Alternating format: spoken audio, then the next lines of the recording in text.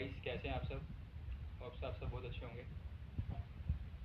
This is C A Vinay and I recently clear my both groups of C A final very first attempt in November 22। ठीक है, मेरा तो यार सी ए clear हो चुका है। सो मैं यहाँ पे सिर्फ और सिर्फ एक ही चीज़ के लिए अवेलेबल हूँ यहाँ पे। वो क्या है, मुझे May 23 वाले स्टूडेंट्स एंड ऑनवर्ड जो स्टूडेंट्स हैं, मुझे इनकी सिर्फ और सिर्फ क्या करनी है, हेल्प करनी है और कुछ भी नहीं करना है।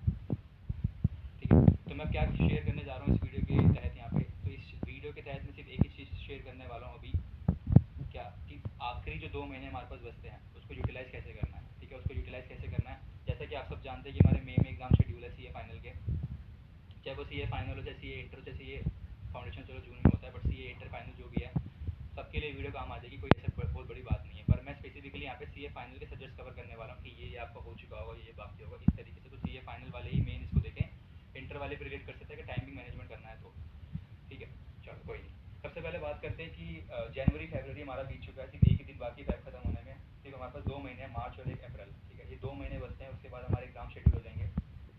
ठीक है, आप में से कई सारे लोग डर भी रहे होंगे कि क्या होगा क्या नहीं होगा। तो डरने से कुछ भी नहीं होगा। सबसे पहली बात तो जो होना वो तो होगा। ठीक है, कोई बात नहीं। सबसे पहले बात करते हैं उन बच्चों की जो कि क्या कर रहे हैं, सिर्फ और सिर्फ फर्स्ट ग्रुप के लिए या फिर सेकंड ग्रुप के लिए अपीयर हो रहे हैं। मतलब जिनका सिर्फ और सिर्फ क्या है, एक ही ग्रुप है, एक ही ग्रुप है, सिर्फ और सिर्फ उसके लिए अपीयर हो रहे हैं। उन बच्चों की बात करते हैं। तो मैं ऐसा मान के चलता हूँ कि अगर जो बच्चे फर्स्ट ग्रुप के लिए अपीयर हो रहे हैं, 4 सब्जेक्ट्स है अपने पास, F R, S F M, lower audit. ठीक है, ये 4 सब्जेक्ट है हमारे पास। तो मैं ऐसा मान के चल रहा हूँ अभी तक के लिए जो फर्स्ट ग्रुप के लिए बच्चे अपीयर हो रहे हैं उनकी सारी की सारी कोचिंग्स तो ख़त्म हो ही चुकी होंगी। कोई डाउट नहीं होना चाहिए कि जो बच्चे भी ऐसे भी कुछ हो सकते हैं जिनकी कोचिंग स्टार्ट अभी चल रही है, तो मैं उनकी यहाँ पे स्पेसिफिकली बात नहीं कर रहा हूँ। चल भी रही है तो कोई बात नहीं, 2 4 5 दिन में वो भी खत्म हो जाएगी, कोई बड़ी बात नहीं है। पर वो उन बच्चों की बात करता हूँ मैं जिनकी सारी की सारी कोचिंग खत्म हो चुकी है फर्स्ट ग्रुप की, और सिर्फ एक ही ग्रुप के लिए अपीयर हो रहे हैं। तो मैं ऐसा मान के चल रहा हूँ अपने अकॉर्डिंग कि अपने एफ आर और एस एफ एम एटलीस्ट ये 2 सब्जेक्ट तो आपने छू ही लिए होंगे इन 2 महीनों में। और हद मार के एक बार तो रिवीजन कर ही ली होगी, हद मार के एक बार तो रिवीजन कर ही ली होगी। ठीक है, कोई बात नहीं। दूसरे सब्जेक्ट हमारे पास बचते हैं हमारे कौन से, लोअर ऑडिट। ठीक है, लो और ऑडिट। अगर मैं बोलूँ कि सबसे ज़्यादा डिफिकल्ट सब्जेक्ट, कोई कहता है कि दोनों ग्रुप्स में अगर है तो उनको ऑडिट माना जाता है। कहते हैं कि अगर ऑडिट पास तो फर्स्ट ग्रुप पास, ऐसा कहा जाता है। ठीक है, पर कोई बात नहीं, ऐसा जरूरी नहीं होता हमेशा कि ऑडिट पास तो सब कुछ पास। ठीक है, पर फिर भी कोई बात नहीं। ठीक है, आपको क्या करना है स्पेसिफिकली 2 महीने कैसे यूटिलाइज करना है। जो हमारे 2 सब्जेक्ट है लोअर ऑडिट, इसको कभी भी ऐसी गलती मत करना कि 15 दिन मैं उसको दूंगा, फिर 15 दिन मैं उसको दूंगा, फिर मैं आखिरी में जाके एक रिवीजन लगा दूंगा। ऐसा नहीं करना है। ये 2 सब्जेक्ट ऐसे सब्जेक्ट्स हैं जिनको आपको हर दिन पढ़ना है, हर दिन पढ़ना है। चाहे आप उसको एक एक 2 2 घंटा देने लग जाओ कि सपोज 1 घंटा दिया सुबह, 1 घंटा दिया रात में, 1 घंटा दिया शाम में, 3 घंटे दिन में दिए, ऑडिट हो गया। अगले दिन फिर लो हो गया, अगले दिन फिर ऑडिट हो गया। इनको लगातार आपको कंटिन्यूस बेसिस पे पढ़ना है और पेपर के आखिरी दिन तक पढ़ते रहना है। और इसके अलावा इन 2 सब्जेक्ट को करने का कोई भी तरीका है ही नहीं, क्योंकि ये जो सब्जेक्ट ऐसे हैं जिसमें रट्टाफिकेशन होता है। ठीक है, अब आपके मन में क्वेश्चन आएगा कि लो में रट्टाफिकेशन कहाँ से आ गया। तो लो में रट्टाफिकेशन है भाई सेक्शंस का, सेक्शंस के नेम का। अगर नाम मार्क्स चाहिए एक्स्ट्रा तो आपको सेक्शन के नेम दोनों के दोनों साथ में याद रखने पड़ेंगे, और कोई भी आपके पास ऑप्शन नहीं होता। जैसे कि मैं आपको अपने बारे में बताऊँ, तो मैंने क्या करा था अपने टाइम पे, मैंने चार्ट्स ड्रॉ कर लिए थे और चार्ट्स को दीवार पे लगा दिया था। ठीक है, उस पर सारे का सारा 100 नंबर का जो लो था वो पूरा कवर था। उसमें हमारे सारे जनरल एक्ट्स हमने पढ़े थे 5, और हमारा कंपनी लोग के सारे सेक्शन नेम के साथ मैंने लिख लिए थे। ठीक है, मैं क्या करता था, सुबह उठ के उनको एक बार 15 मिनट गो थ्रू करता था कि हाँ हाँ ये सेक्शन है, उसका नाम है, ये सेक्शन है, नाम है। सीखा था, कंटेंट अपना दिमाग में आ जाता था कि हाँ इस सेक्शन में ये था। कंटेंट छोड़ो, टाइम पे ऐसा आएगा तो आपको पेज भी याद आ जाएगा कि इस पेज पे ये था, कंटेंट अंदर ये लिखा हुआ था। ठीक है, तो इस तरीके से करना है। बात रहती है ऑडिट की। ऑडिट आपको हर दिन रखना है, सिर्फ रट्टाफिकेशन के नंबर ऑडिट में और कुछ भी नहीं है। आप जितना मर्जी ऑडिट को अपना स्ट्रॉन्ग करके चले जाओ कि मैं तो अपनी लैंग्वेज में लिख के आऊँगा, ऑडिट का तो मैं ये हूँ, ऑडिट में तो मैं वो हूँ, मैं अपनी लैंग्वेज में लिख के आऊँगा। तो लिख दो, पर पास होने की कोई गारंटी नहीं है। ठीक है, पास होने की गारंटी तभी जब आपकी रट्टाफिकेशन की पावर बहुत अच्छी है। ठीक है, अगर मैं आप अपनी बात करूँ तो I got 67 marks in audit. ठीक है, और मैं सिंपल सी बात करूँ तो ऐसा कोई वर्ड नहीं होगा पेपर के अंदर जो मैंने रट्टाफिकेशन वाला ना लिखा। हर चीज़ रट्टा दी है, हर चीज़। मतलब 67 मुझे लगता है इतने कम कैसे आए, मतलब सब कुछ रट्टा लिखने के बाद में 67। तो जो अपनी लैंग्वेज में लिखने का सोच रहा है उसको सोचो क्या हाल होगा। ठीक है ना। तो बस यही कहने की बात, आपको कुछ नहीं करना है। लो और ऑडिट आपको हर दिन करनी है। अभी भी आज से 2 महीने बाकी हैं, आप लो ऑडिट हर दिन करते जाओ, करते जाओ, करते जाओ। 1 रिवीजन, 2 रिवीजन, 3 रिवीजन, जितनी रिवीजन हो सकती है उतनी बेटर है, पर टारगेट्स के साथ। ये नहीं कि आज मैंने इतना कर लिया, इतना, ऐसे नहीं। आपको टारगेट्स के साथ करना है। कौन कह रहा है आपको कि 100% सिलेबस कंप्लीट करना है, 95%, 90% इतना तो होगा, तो वो करना है। बट करना इस तरीके से कि क्वालिटी आ जाए। जो मैं करके गया हूँ वो मेरे दिमाग में छपा हुआ है। ठीक है, तो इस तरीके से अपने को लो ऑडिट करना है, हर दिन करना है। एक दिन भी मत छोड़ना, प्लीज इसका रिक्वेस्ट।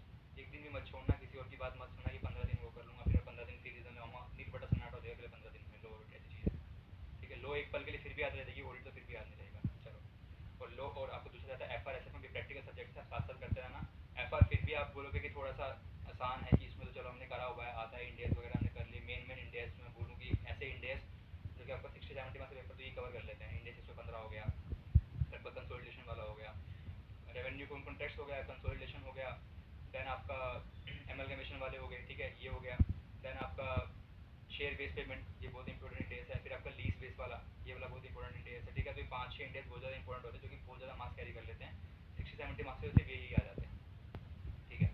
बात रही एस एफ एम की, तो एस एफ एम में थ्योरी हो गई तो समझ लो कि पास होने की टेंशन खत्म हो गई, ठीक है। थ्योरी अब ऐसी आती है कि हर टीचर बोलता है कि ये चैप्टर करता हो, 4-5 गिनती के जो होते थे स्टार्टिंग के, जिसमें सिर्फ थ्योरी है। स्टार्टअप फाइनेंस हो गया, आपका फर्स्ट वाला फाइनेंशियल पॉलिसी स्ट्रेटजी वाले चैप्टर हो गए, बीच में आपका वो सिक्योरिटाइजेशन वगैरह चैप्टर होते थे ना, वो वाले सिर्फ इसमें से कहते हैं कि 16 नंबर कवर हो जाता है, पर अब ऐसा नहीं हो रहा। मैं अपने अटेम्प्ट की बात करूँ तो इतना थ्योरी को भी इन्होंने इतना डीप में जाके मतलब फेल करने का सोच ही रखा है इन लोगों ने कि फेल ही करना है। पता नहीं कौन कौन से चैप्टर में से जो हम पढ़ते थे, इंटरेस्ट वगैरह, इंटरेस्ट रेट वगैरह, चेंज इन इंटरेस्ट रेट, उसमें से थ्योरी निकाल के दे रखी है। तो थ्योरी सारी कवर करने की कोशिश करना। 20 में से 18 आपने जोड़ लेना, 22 नंबर तो यूँ आ देंगे प्रैक्टिकल, कोई भी बड़ी बात नहीं। 2 चैप्टर मेन में, फोरेक्स और डेरिवेटिव्स, ठीक है, यही आपको कवर करा देंगे। पर फिर भी ऐसा नहीं है किसी पास होने जाए। 40 जाओगे तो 40 नहीं आएंगे, बहुत ही कम आएंगे। अपने को 80-90 के लिए जाना है, तो जाके अपन क्या होंगे, एग्जामिशन के साथ पास हो जाते हैं, ठीक है। तो क्या करना है हमारे को इसके अंदर भी, एस एफ एम बिल्कुल डिटेल में सारे थ्योरी वाले तो अच्छे से करना ही करना है, प्लस प्रैक्टिकल आपको मेन सारे कवर करके जाना है। कुछ चैप्टर छोड़ने की गलती मत करना। पोर्टफोलियो मैनेजमेंट, डेरिवेटिव्स, फोरेक्स, ये तो कभी छोड़ने की गलती मत करना, बहुत ज़्यादा इंपॉर्टेंट चैप्टर है। आधा पेपर ही 3 चैप्टर कैरी कर लेते हैं प्रैक्टिकल में से। एफ आर की बात मैं बता चुका हूँ, ठीक है। तो चारों सब्जेक्ट्स है आपके। F R S F M मान के चल रहा हूँ, एक एक डिवीजन हो चुकी होगी। लो ऑडिट आपने ऊपर ऊपर से देख लिया होगा। हाँ, आज की डेट पे आप में से कई बच्चे होंगे जिन्होंने लो ऑडिट देख भी लिया होगा। आज की मैं उनको डेट बैठा दूँ यहाँ पे, तुमको कुछ भी याद नहीं होगा या बहुत कुछ बहुत कम याद होगा। कोई डरने वाली बात नहीं, आपके साथ ही सबके साथ होता है, ठीक है। तो आज से फिर से स्टार्ट कर दो लो ऑडिट, उसी रिदम में उसी से स्पीड के साथ करना स्टार्ट कर दो। और आखिरी के जो 15 दिन आपके बचने वाले, मतलब 45 दिन आपको चारों सब्जेक्ट फिर से करने हैं, अच्छे से करते गए 15 दिन एक ऐसी रिविजन लगानी है कि पहले 3 दिन में पूरा एफर खत्म, फिर 3 दिन एस एफ एम खत्म, 3 दिन लो खत्म, 3 दिन ऑडिट खत्म, आखिरी के 3 दिन अपना लास्ट सब्जेक्ट से पढ़ना स्टार्ट कर देना। इसका पहला पेपर हो गया, ठीक है। तो ये बात रहती है फर्स्ट ग्रुप, ठीक है। अब बात करते हैं सेकंड ग्रुप। जो बच्चे सेकंड ग्रुप के लिए क्लियर हो रहे हैं, सेम वे वो एफ आर और एस एफ एम को कंपेयर कर लेना डी टी आई डी से, ठीक है। और फिर आपका इलेक्टिव और आपका क्या है, पोस्टिंग, ठीक है। इलेक्टिव और पोस्टिंग आपने मान के चलते हो, इलेक्टिव में 90% बच्चे क्या लेता है, इकोनॉमिक लो, एक्सेप्शन में मैंने क्या लिया था, F S C M, financial service capital market, पता नहीं क्यों लिया था सर को, अच्छे नंबर से पास हुआ, बहुत अच्छी बात है, ठीक है। तो आई डी टी और डी टी आपको उसी वे में करना है। अपने F R S F M करी होगी, इतना कुछ मुश्किल नहीं है, आप इंटर में पढ़ के आए हो, ठीक है। इंटर में टैक्सेशन अच्छे से पढ़ा है, आई डी टी अच्छे से पढ़ा है, जी एस टी हो गया, चाहे इनकम टैक्स हो गया। सेकंड ग्रुप वाले को तो इतनी वो बात होती भी नहीं कि सेकंड ग्रुप के लिए क्लियर हो रहा है, क्योंकि second group as compare to first group easy माना जाता है। एक्सेप्ट एक चीज़, कोस्टिंग, ठीक है ना। कोस्टिंग नाम कोस्टिंग है उसका, कुछ बचा नहीं उसमें कोस्टिंग वाला, वो क्या हो गया, थ्योरी कर दिया है बिल्कुल, ठीक है ना। मतलब फेल होने के लिए एक सब्जेक्ट ढूंढा जाता है हर ग्रुप के अंदर, तो उसमें कोस्टिंग है, ठीक है। बिल्कुल थ्योरेटिकल बना दिया गया उसको कि ये थ्योरी कर लो, वो थ्योरी कर लो, सारी थ्योरी रट के। तो कोस्टिंग की थ्योरी इतने अच्छे से करके जाना कि प्रैक्टिकल एक पल के लिए आप अलग कर देना कि प्रैक्टिकल को टाइम मिला तो करूँगा तो करूँगा। थ्योरी आपकी 55 से 60 नंबर कवर करने वाली है पूरे कोस्टिंग पेपर के अंदर। पर्सनल एक्सपीरियंस ऐसे से क्वेश्चन आएंगे जो ऊपर से जाएंगे कि कहाँ से क्या मांग रहा है।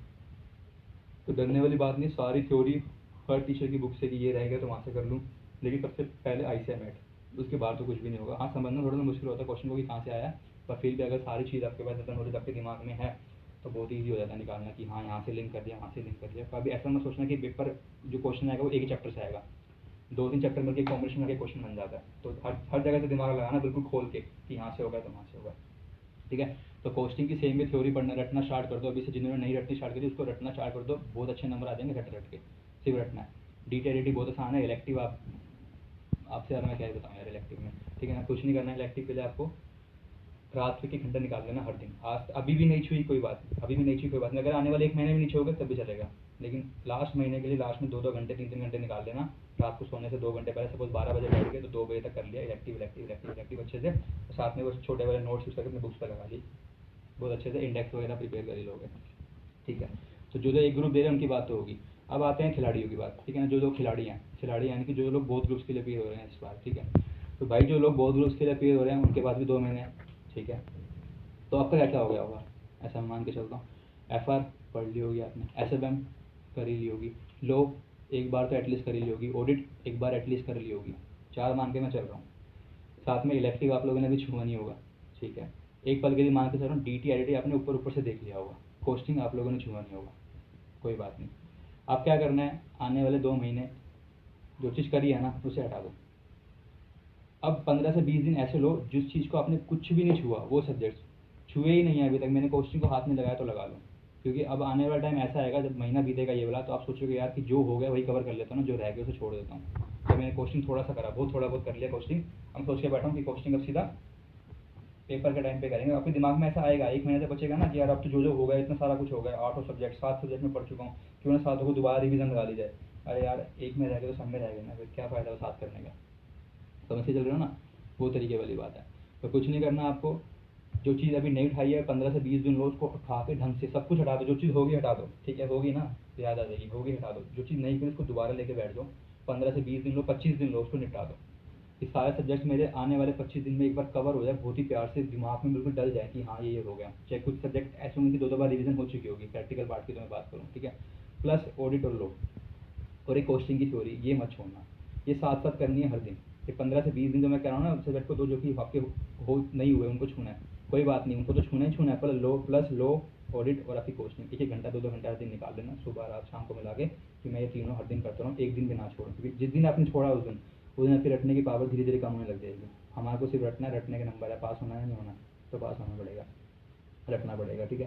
तो यही करना है, ये महीना आप इसी तरीके से निपटाओ, 25 दिन लो, 20 दिन लो, अच्छे से निपटाओ, और फिर से अपनी वापस रिदम में आ जाओ कि भैया जी फिर से एक बार दोबारा रिवीजन फटाफट। अभी तो ज़्यादा टाइम नहीं, 5-5 दिन में सब हटाओ। एफ आर हटाओ 5 दिन, 4 दिन लो एफ आर, 5 दिन ज़्यादा बोल रहा है, एस एफ एम अगेन 4 दिन, फिर लो ऑडिट तो चल ही रहा साथ साथ, फिर आपका कोस्टिंग प्रैक्टिकल और पार्ट, फिर आपका इलेक्टिव अब उठा लेना आखिरी के महीने में, अगर नहीं उठाया तो प्लीज़ उठा लेना आखिरी के महीने में। वही अगेन क्या करना, 2 घंटे रात में देना, जो भी आपका इलेक्टिव सब्जेक्ट है, एफ एस सी एम है, रिस्क मैनेजमेंट है, या फिर आपका इकोनॉमिक लॉ है, आई डी डी टी साथ साथ चल रहा है। एक बात दिमाग में रखना, अगर आपके पास बहुत ज़्यादा टाइम था तो आपके दोनों ग्रुप बहुत स्ट्रॉन्ग हो जाएंगे, बट टाइम नहीं था तो सेकंड वाले ग्रुप को थोड़ा लाइटली ले लेना। उसमें से आपको लगता है कि मुझे 100% कवर नहीं करना तो कोई बात नहीं, 80-90% कवर कर लेना।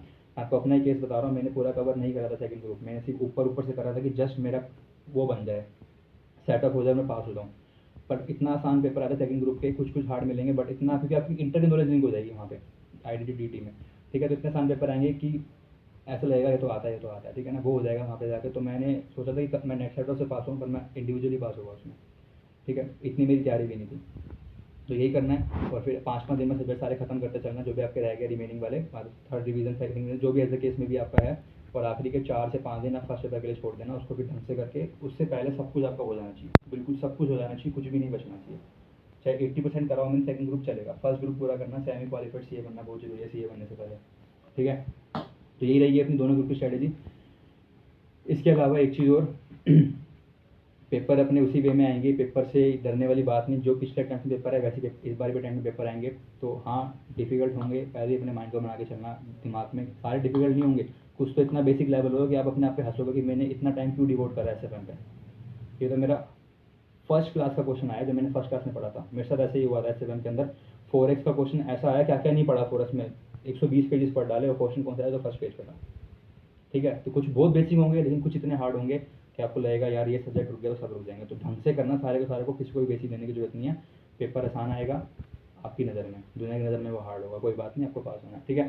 तो मिलते हैं अपने नेक्स्ट वीडियो में, होप्स आपको वीडियो पसंद आई हुई, ठीक है। इसी वाली स्ट्रेटजी को फॉलो कर लेना, एज इट इज सेम है और सब कुछ हो जाएगा, ठीक है, कोई दिक्कत वाली बात नहीं। Thank you so much guys, bye bye, take care.